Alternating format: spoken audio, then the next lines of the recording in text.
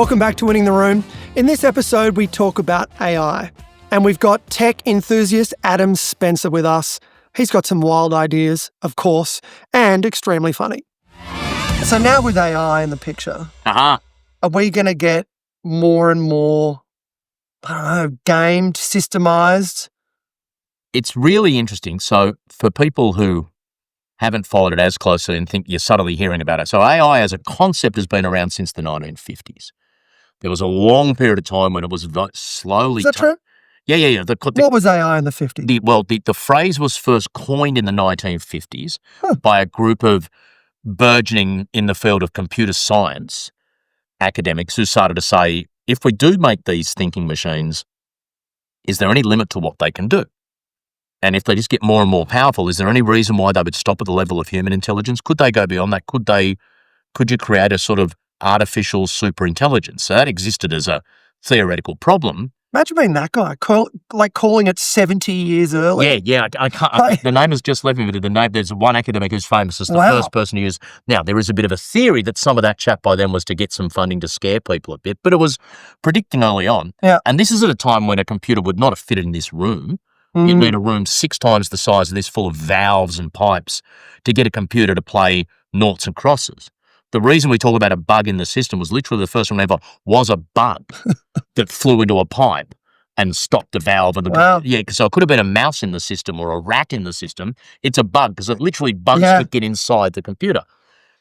It slowly evolves, and for decades, AI sort of starts to promise stuff, then doesn't, then sort of starts, then doesn't. We have this thing that a long period we call an AI winter.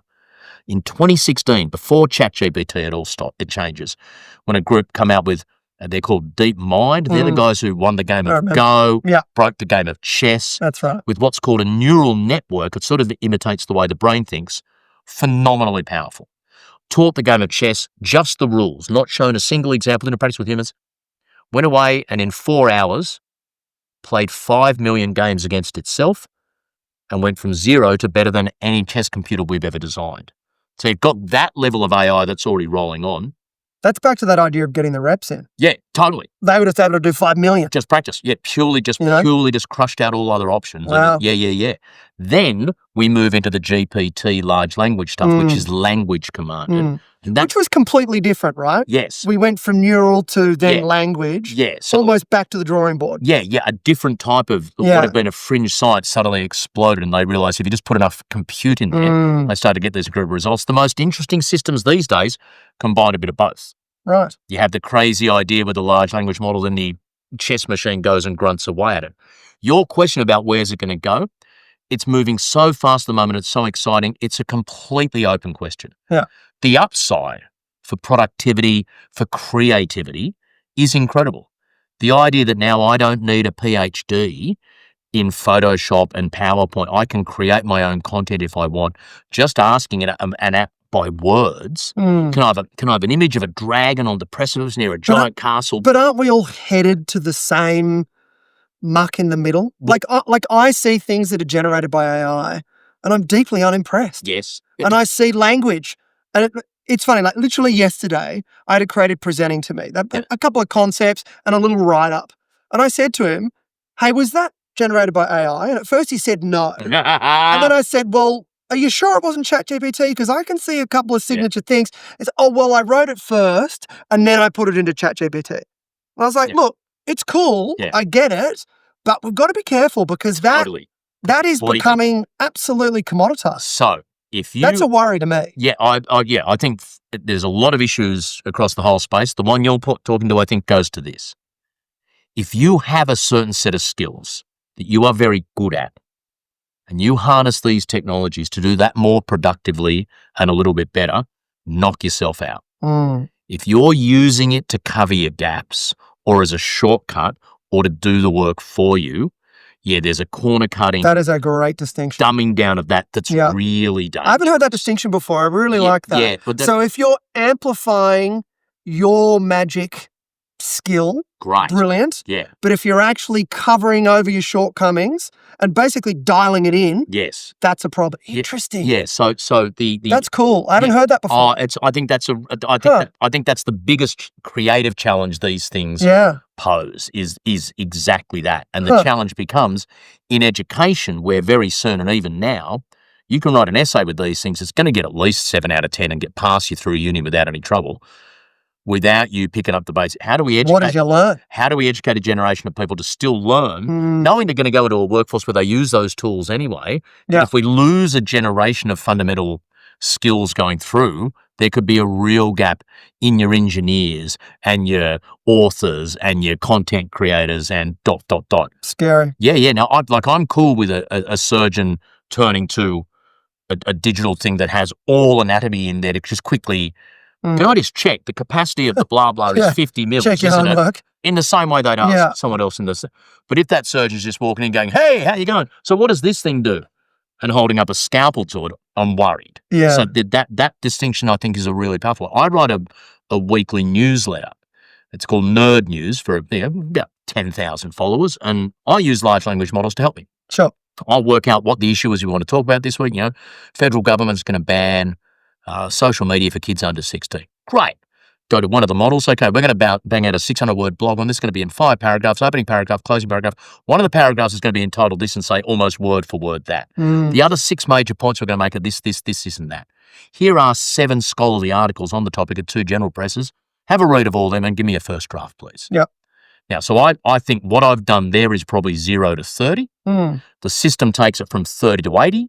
I then go in and do major surgery on it to get it from 80 to 20, 80 to 100. Yeah. And I may well I know the subject matter well enough, I might be saying to the system, hold it, where we say here, this proves, don't we mean heavily suggests? We haven't actually proven anything, have we? And Grok or Claude will say, yeah, you're right there, Adam, actually, yeah, proves is a bit strong. So I've got my expertise underneath it. Mm. I consider that a 50-50 co-pro Sure. between me and Yeah. Partnership. coming out a lot faster. Yep. I'm enjoying it more. I'm using AI to create some awesome images that go with it. Mm. Bang. But if you're starting from scratch and just trying to write a blog on that, it could come out with all sorts of factual inaccuracies that you'll just wave through to the keeper Mm. because you're not qualified.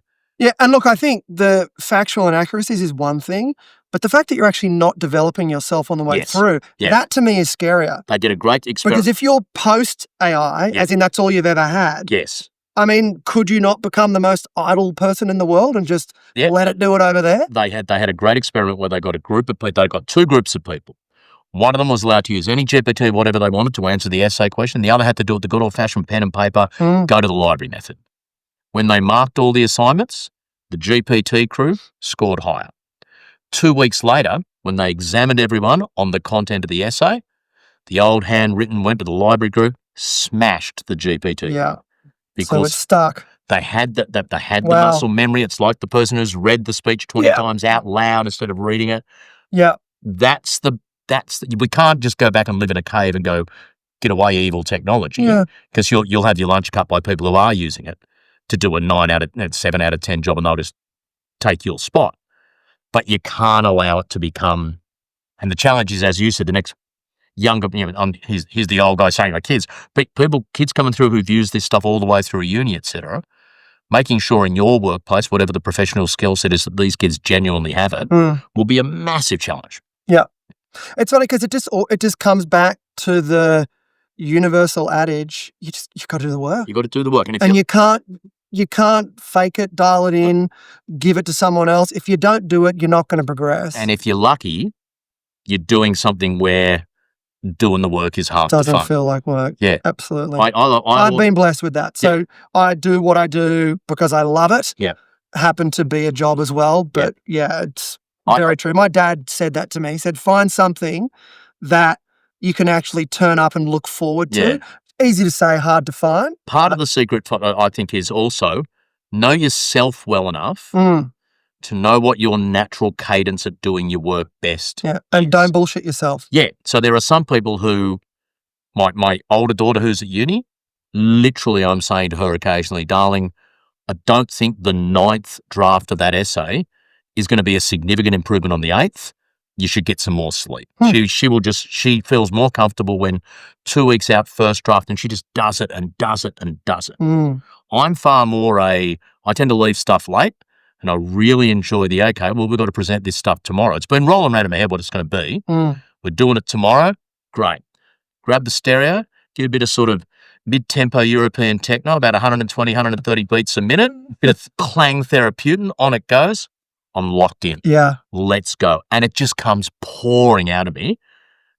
I am sure in the background in the days before, I've been churning through, I've had it in my mind enough. Yeah. I do cryptic crosswords. I know I go all over the place with these answers. I do cryptic crosswords. I love it. The great thing about a cryptic crossword is you'll get to a certain point and go, I can't get any more of this. That's the way it goes. Put the phone back in your pocket or fire up the newspaper. Just before you go to bed, you get another cream. You have a quick look. Ding, ding, ding, ding. 4 clues that you could not get earlier in the day just fall out of your head. I am sure there's a bit in the back of your brain that's just churning through those questions subconsciously. You don't even realize you're thinking about it. It's going back in memory and trying to find a word that would fit that pattern, etc. Yeah. So I think about stuff. I'm sure the brain's working in the background. Then I just hop in and do the work. Yeah. And if you think about all the topics you talk about within AI, what's the one thing that you're out there talking about that people don't seem to either grasp or pay attention to? Of all the different, it's a fascinating time at the moment with these large language models exploding around us. There's so many things that could happen. We could get to a generalized intelligence. We could get to an intelligence beyond that of what any humans on the planet. That's conceivable. We could be creating new drugs personalized for individuals off their genetic material to combat disease in ways we've never done before. We could be... We're pretty close there. Yeah. We could be requiring 50% of the world's power generation to feed these rapacious data centers unless we get the renewable energy bit sorted. So massive issues all over the place, some good, some bad. The single thing that I think is going to change the world most in the next few years that no one talks about in this discussion is this. I think we're moments away from a world without language barrier anymore. These things can translate fluently. And once you then mesh that with video or device, there was something a group called Halliday trialed a set of glasses at the CES Big World Tech Show earlier this year. You're wearing these glasses, you walk along, start talking French to me, I just scroll with my eye, select translate. The little speaker on the arm of the glasses tucked above my ear will be hearing what you're saying, and I'll be hearing in real time, fluent translation, French. You'll pick up your phone, you'll speak in English, she'll hear it in German. She'll answer in German, you'll hear it in near perfect English. This whole thing of communication, we all grew up in a world, we still live in a world where there's countries around the world you'd probably never go on holiday. You'd certainly never consider getting a job. You probably couldn't meet someone and tell stories, let alone follow. You just would not understand what they were saying. That's moments away from gone. Fascinating. The kids in primary school today absolutely will live in a world where anyone can speak to anyone or will be expected to speak to anyone about anything. If you're listening now and you work for an organisation that's got a truly international footprint, and a lot of people listening now would have been in that situation. On the call with the woman in London and the guy in New York, and the guy in New York never says, "Don't worry, mate, I'll get up at 2:00 in the morning for the next one." Right? We're in a nasty time zone here in Australia. Aussies very soon will be expected to work with anyone in the world on anything within certain businesses and industries. Any time of day, any topic. And you won't be able to use the old excuse of, dude, I don't speak Dutch. I'll wait for the transcript. The way we communicate, the people to whom we can communicate, I think is going to change in a way that we've never seen before in human history. There were people in the past who lived in a space they'd never go beyond, so they never met anyone who spoke another language. We've never had a world where anyone could speak to anyone. And that sounds like mass human connection. Yeah. And it's funny because people often talk about AI maybe eroding human connection or replacing. And obviously this podcast's all about human connection. But again, fascinating. Imagine a world where you could just be on holiday somewhere and sit down in a cafe with an 84-year-old Croatian woman and hear her recollections of back before the unrest and when she was growing up on this street, and you'd pretty much understand in reasonable conversational Croatian English what she was saying, and you could talk back to her and she'd have a little headphone in, her AirPods or whatever, and she would understand what you were saying. Incredible. It does sound incredible. Just to play please. devil's avocado, doesn't that bring us all to the same? Doesn't that homogenize? Do you know, like, Yeah, no, that's my apex issue Yeah. with AI, that we're all running Mm. to the middle. Like, some of the magic of going to Croatia, which I've been to and I love Yeah. it, is fumbling around Yeah. with that old nonna, Yeah. trying to understand her stories, right? That's which- part of the magic, isn't which it? you'll still be absolutely able Right, exactly. Yeah. To just take off the to take setting. off the glasses. Fair Yeah. enough. And because people say, well, will there be any point learning another language? Yeah, there still will be, because there's a joy in that. Mm. I was talking about this stuff to a group once. But does it become like, oh, it's cute to type out my book on a typewriter, but I never would? Well, a woman asked me in a Q&A at a corporate thing recently, so is there any point my son learning guitar? Right? Great question. And my answer was, yeah, there absolutely is, because the joy of playing guitar as a human, even if you've got a machine Yeah. with you that can do it better, is almost losing it on that chord and holding it and getting it back and that sort of. And I think the potential upside of that sort of stuff would be, in our day, if you wanted to be in a band, you needed to find 3 other people who live reasonably close to you who could all play. Yeah. I think you'll be able to put a couple of different devices around you Right. that aren't just playing a preset Global tune. bands. Yeah.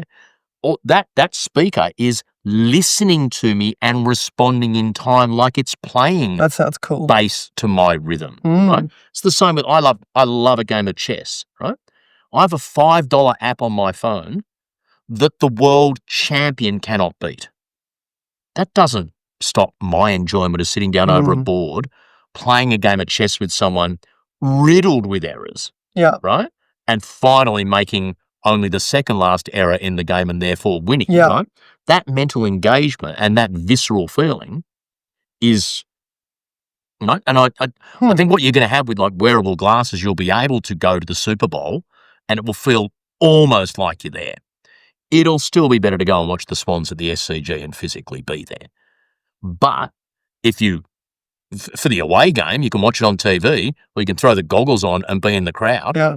Oh, you'll take that. I mean, the week. American football's better on television than it is in real life. Have you watched? You're too far away. Have you done a little bit of the American football on like the Apple Pro? No. That's I imagine it's sick. yeah. That's Like American football live for me, I mean, unless you're right down in the, the good seats. But if you're on the court as LeBron goes past, Oh yeah, basketball's different because you're closer. yeah. But if you with the goggles, if you're physically on the Oh yes, I hear you. Yeah. right, if you're on stage during the concert, fuck it. If you're playing rhythm guitar Yeah. in the concert and it's making a sound contribution, I think that people will play a lot in those sort of spaces as well. You're right about the homogenization thing. The other great fear is just the trashification of it. Remember early on remember before we had filters on emails and there was suddenly an explosion, you'd open up your email each morning and 80% of it was spam and you just have to go through and delete it. We don't see that stuff now because there's massive filter walls keeping it. Still 90% of all the email in the world is spam and ransomware and all that. We're just lucky enough not to see it. There's a real chance that just AI bot-generated content just producing if I wanted, there's no limit in theory to the number of bots I could create that just start pestering a Twitter stream or just spitting out Facebook. There's a chance that your social media conduits just become Jeez. just these giant, That doesn't and not sound even right. sewers of filth, just meaningless rubbish.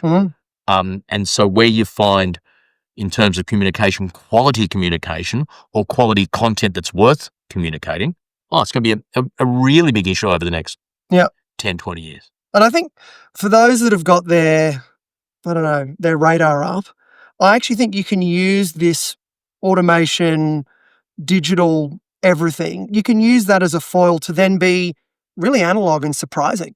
So Yes. for example, we're going into a presentation or a pitch. Maybe instead of slides or instead of videos, we have a single page printed out, hard stock, right? Yep. And that's it. We deal that one page and then we use that as the thing we talk about. Yeah. Suddenly that's completely novel and different. And because the people who are part of that presentation are having a deep, slightly unusual, visceral Well, they think reaction. they know what's coming. They Yeah. think it's slide one, Yeah. Introduction, and here's the agenda, blah, blah, blah, next steps. Yeah. So just, again, for people out there to think about whatever's happening, if you zig on that zag, Yes. suddenly you're very different. You're feeling novel. You're feeling very engaging just by doing something quite simple. You've got to be the person in that group, in that community who realizes before XYZ has become old and stale, gee, this is feeling like it's not far from being a little bit old. And so I remember, I won't name the television show, but there was an Aussie TV show 15, 20 years ago. It was the biggest show on Aussie TV. And I remember watching like the opening episode of season 2, and I watched it, and everyone's just, and it's a bit sort of twee for mine. It was a bit sort of naff and trying a bit hard with the dialogue, wasn't it? It was sort of a bit self-aware of it. So anyway, I didn't watch it anymore. And then halfway through its 3rd season, all the reviewers started writing, is it just me, or is this getting a little bit twee and naff? And I was going, dude, it so clearly was like a year earlier. Yeah. And I'm not saying I'm some great soothsayer, but yeah, in the example you give, absolutely, if you can, it's a matter of zigging when everyone else is zagging, or zigging before everyone else realizes, gee, a good zig here wouldn't hurt anything, would it? Yeah. Now, if you go early, you run the risk of losing the other way. Yeah. But no, I going analog, I mean, look at it's the whole, it's the vinyl record revival. Just hearing the crackle of that on the stereo, there is something about it. Yeah, I just bought a vinyl record player. There you go. Yeah. There you go. Showing my age. But at the same time, there will be things. So my mum lives in a retirement lodge, and she said that and this is a stat that bears out across the space, about 40% of the people she lives with get 0 visitors per year, because they just don't have any family. Yeah, it's amazing. Like the Christmas lunch at some of these places. That's why I had a lot of kids. Yeah, there you go. But the Christmas lunch at some of these places is one of the saddest things you'll watch, because it's 14 people having lunch together. The only thing they have in common is even on Christmas Day, there's just no one to come and visit them, right? There's a role in that space, or for people in a degree of cognitive decline who are happy to have the same conversation 6 times a day, and they just want to watch their favourite movie for what they don't realise is the 14th time that week or whatever. And you could really just do with a break. Just whack on the little personal companion and know that when you're not there, Uncle Fred's just rolling through, having the time. And I think that space is going to become quite active with these sort of technologies. Very different to the other sort of end of the market, but I think there's a role for it there. Thanks for listening to this episode.